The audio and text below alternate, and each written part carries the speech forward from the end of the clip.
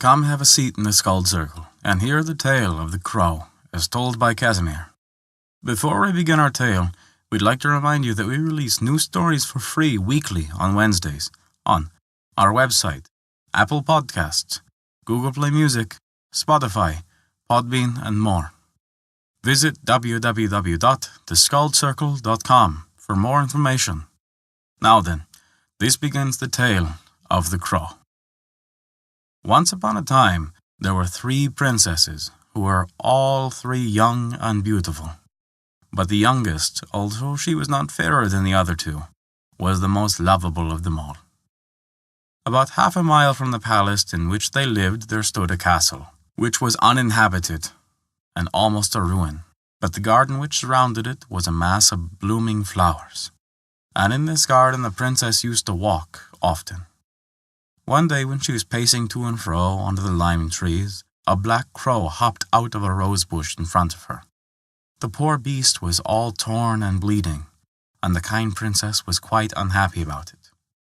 When the crow saw this, it turned to her and said, "I am not really a black crow, but an enchanted prince who has been doomed to spend his youth in misery.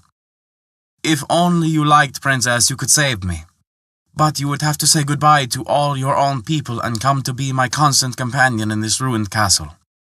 There is one habitable room in it, in which there is a golden bed. There you have to live all by yourself, and don't forget that whatever you may see or hear in the night, you must not scream out. For if you give as much as a single cry, my suffering will be doubled." The good-natured princess at once left her home and her family, and hurried to the ruined castle, and took possession of the room with the golden bed.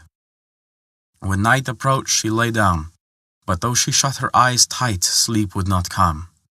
At midnight she heard, to her great horror, someone coming along the passage, and in a minute her door was flung wide, and this troop of strange beings entered the room. They at once proceeded to light a fire in the huge fireplace. Then they placed a great cauldron of boiling water on it. When they had done this, they approached the bed on which the trembling girl lay, and screaming and yelling all the time, they dragged her toward the cauldron. She nearly died with fright, but she never uttered a sound. Then, all of a sudden, the cock crew, and all the evil spirits vanished.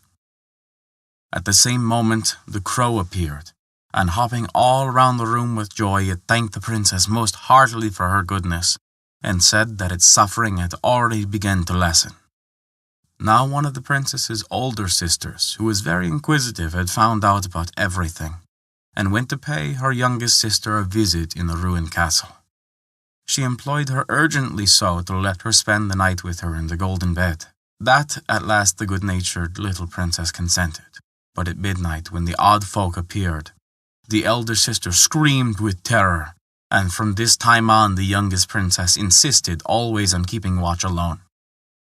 So she lived in solitude all the daytime, and at night she would have been frightened had she not been so brave. But every day the crow came and thanked her for her endurance, and assured her that his sufferings were far less than they had been.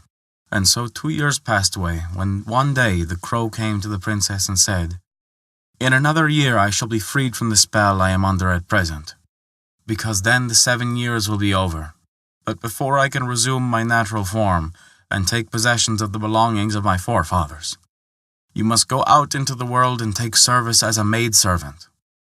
The young princess consented at once, and for a whole year she served as a maid. But in spite of her youth and beauty, she was very badly treated, and suffered many things. One evening when she was spinning flax, and had worked her little white hands weary, she heard a rustling beside her and a cry of joy. Then she saw a handsome youth standing beside her, who knelt down at her feet and kissed the weary white hands. "I am the prince," he said, "who in your goodness, when I was wandering about in the shape of a black crow, freed from the most awful torments. Come now to my castle with me, and let us live there happily together." So they went to the castle, where they had both endured so much. But when they reached it, it was difficult to believe that it was the same, for it had all been rebuilt and done up again, and there they lived for 100 years. 100 years of joy and happiness. And that is the tale of the crow. Thank you for listening to our story. If you enjoyed it, please take a look at our Patreon page to learn how you can earn great rewards while also supporting us. A special thank you to Kat for their support this month. It means the world to us. Remember, we release new tales for free weekly on Wednesdays. Find out where you can hear them on our website at www.theskaldscircle.com. Once again, thank you for listening to our story.